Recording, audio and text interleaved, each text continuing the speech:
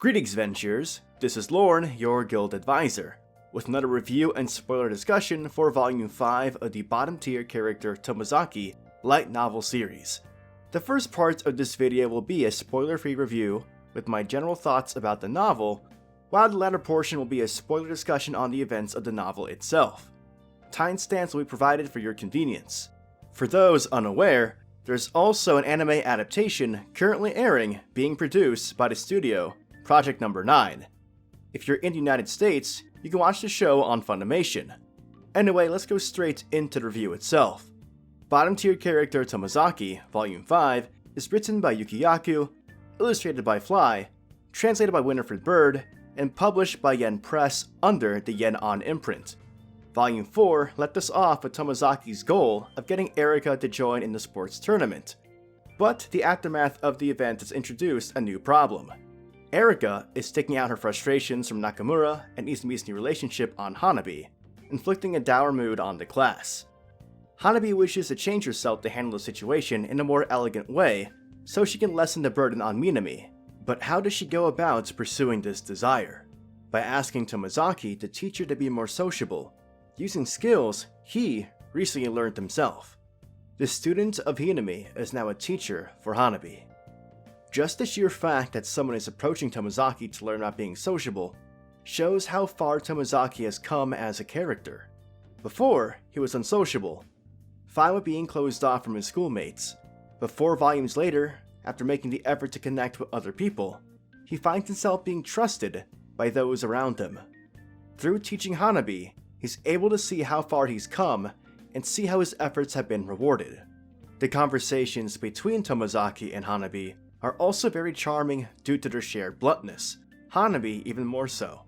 Volume 5 also showcases how well a grasp author Yuki Yaku has on his characters, giving us combinations of characters we have not seen interact together for an extended period of time. Mizusawa is slowly becoming more prominent of a character, and it's refreshing to see such a strong male character in a medium that tends to only highlight the female characters. The dynamic he has with Tomozaki has continued to become stronger, and it's clear how Tomozaki and the other characters have influenced Mizusawa himself.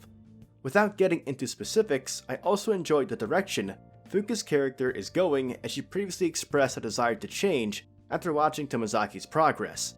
Anytime she is in a scene, my heart melts, perhaps due to my personal bias, but I think it can be definitely said that her involvement in this novel is refreshing for a number of reasons. While Tomozaki is teaching Hanabi the ways of being more sociable, Hinami is up to her own agenda, and I have enjoyed the fact that ever since Volume 3, Tomozaki and Hinami are now rivals of sorts in how the game of life should be played. Hinami continues to become more of a mystery, and an intriguing character which makes the reader wonder why she is the way she is, and what led her to her current viewpoints on life.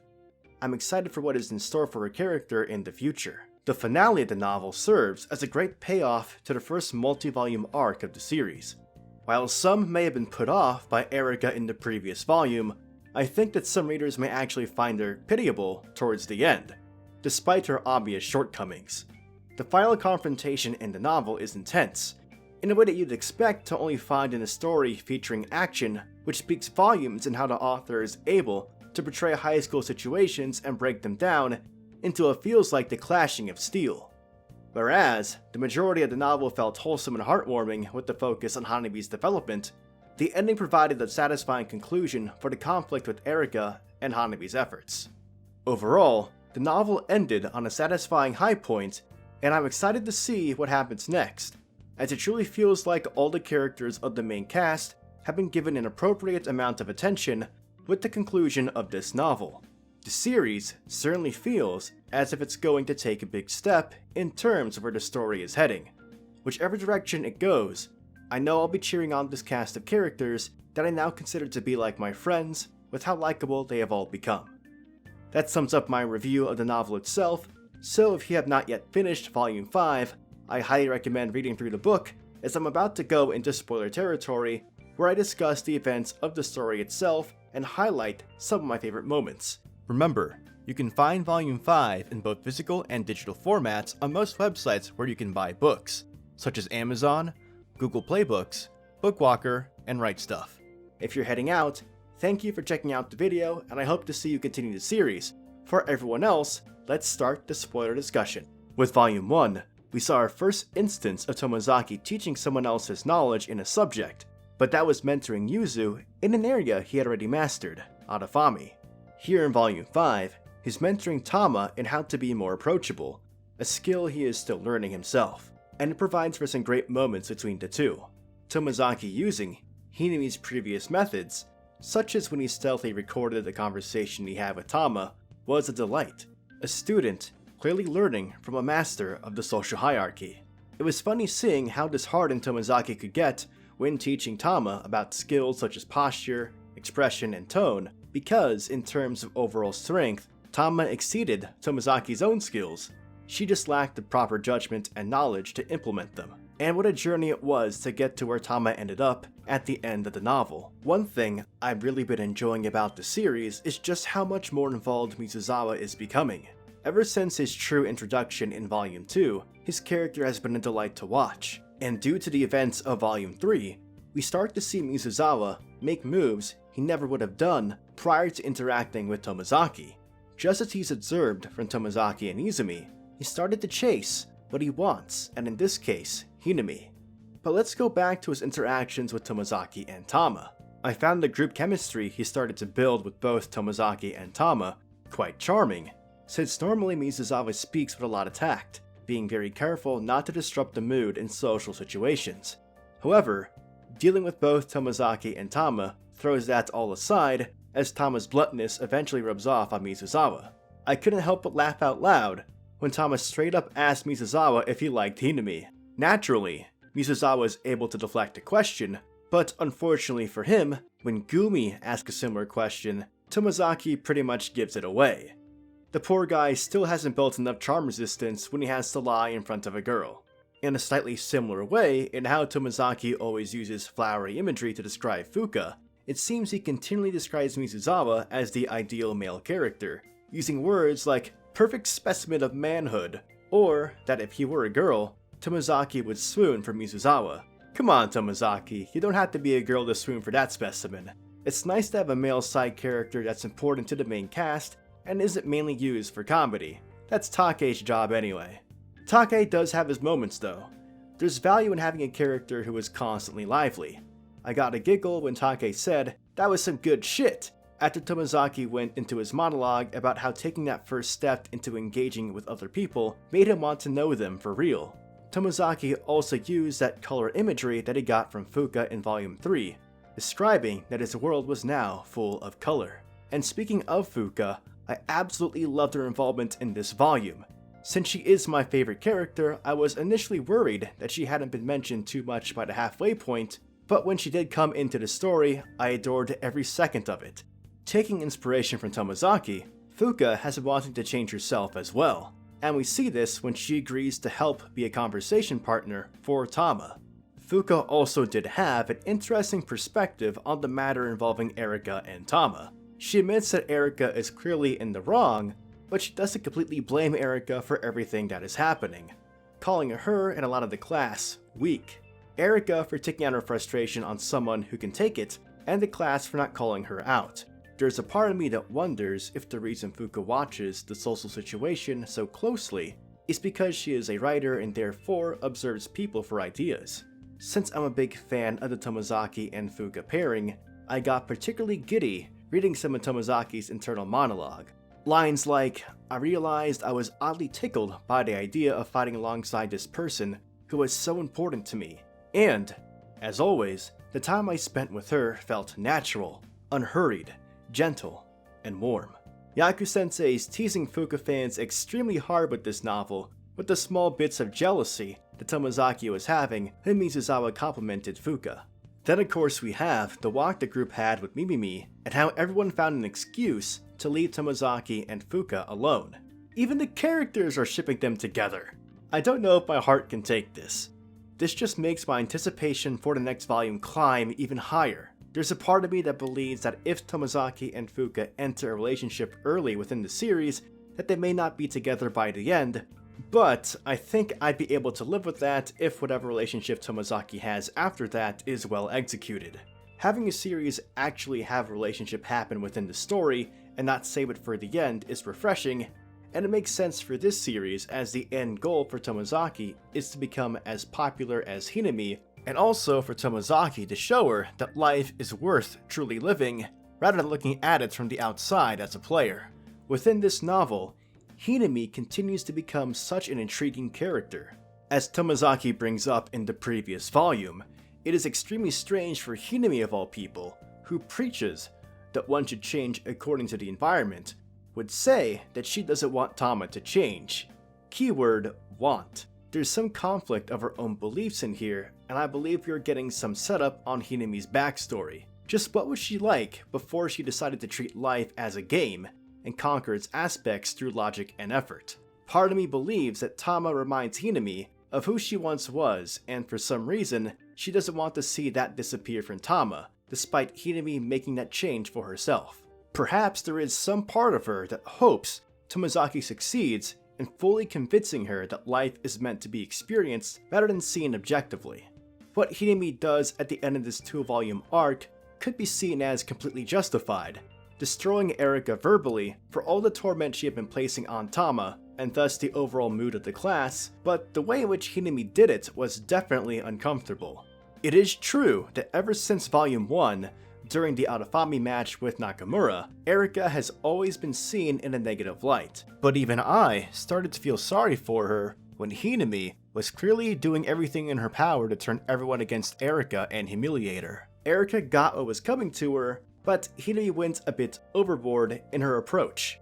In Volume 1, Tomozaki went into a full-blown rant when he was attacking Erika's criticisms of Adafami and Shuji, and due to Tomozaki inspiring change within Yuzu, Yuzu herself joined in the conversation, also putting her at odds against Erika.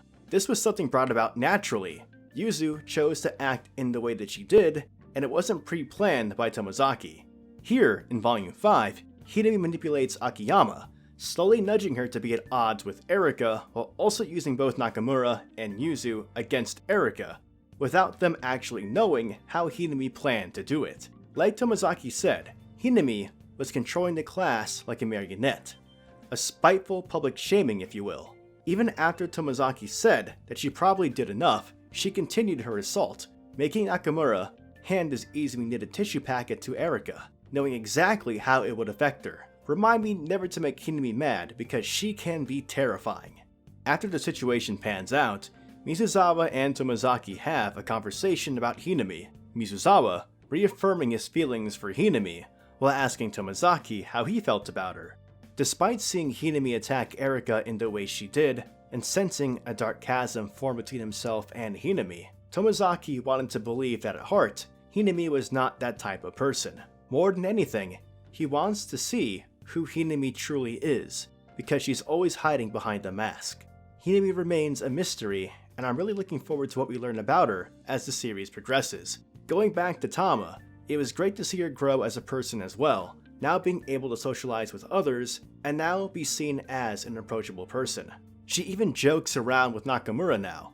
That's something I did not expect to see anytime soon. She's progressing even faster than you, Tomozaki. I probably shouldn't be too hard on him, because he still lacks quite a bit of self-confidence, though Mimimi does tell him that he needs to have more of that. He's cooler than he thinks. He's half brain and half boss after all. I love the concept of a Teen Tomozaki. Where do I become a member? I mentioned Volume 1 earlier when I compared to how Tomozaki dealt with Erika as opposed to Hinami in this one, but another interesting comparison I found is similar to how Tomozaki was defending Nakamura, who wasn't exactly the kindest person to him. Tama ended up defending Erika. Again, a situation where a character defends someone who they were at odds with previously. She in essence called out everyone for being weak, just like Fuka observed, for quickly changing sides and doing exactly what Erika did. And she diffused the situation in a way she could only do after learning from Tomozaki and the others. Now that Tama can mesh with the main cast, I'm looking forward to her interactions when they're all together. She would not have fitted in during the summer outing they had in Volume 3, but she definitely can now. Now all that's left is Fuka. She took some steps when she became a temporary member of Team Tomozaki to help Tama, but I'm looking forward to her future interactions with the main crew. It's truly a shame that she did not get a charm like the rest of the gang did at the end of the novel, though it is understandable since Yuzu did make them and she never really interacts with Fuka. I'm curious to know how Yuzu would react to Fuka, given how much Tomozaki likes to tease her about Nakamura. I love to see Tomozaki's reactions. He's definitely deserving of those just desserts. I did want to mention this as it's part of the novel, but we did get a nice short story between Mimimi and Tama, giving us their separate points of view of the same situation. It seems this was a bonus story for those who ordered Volume 4 from a special store in Japan. As someone who is not from Japan and does not know Japanese, I'm truly grateful this was included. I'll always be willing to read more stories about the characters in Tomozaki. I know special stories are being included for the Japanese physical copies of the anime releases, so I'm hoping we get those in some fashion as well. In this one, we truly get a sense of the chemistry between Mimimi and Tama, and how they get along here. How Mimimi knows Tama isn't good with crowds, and turns down the karaoke offer, while Tama covers up for Mimimi's impulse order by asking the restaurant worker to take out the shrimp, knowing Mimimi doesn't like them.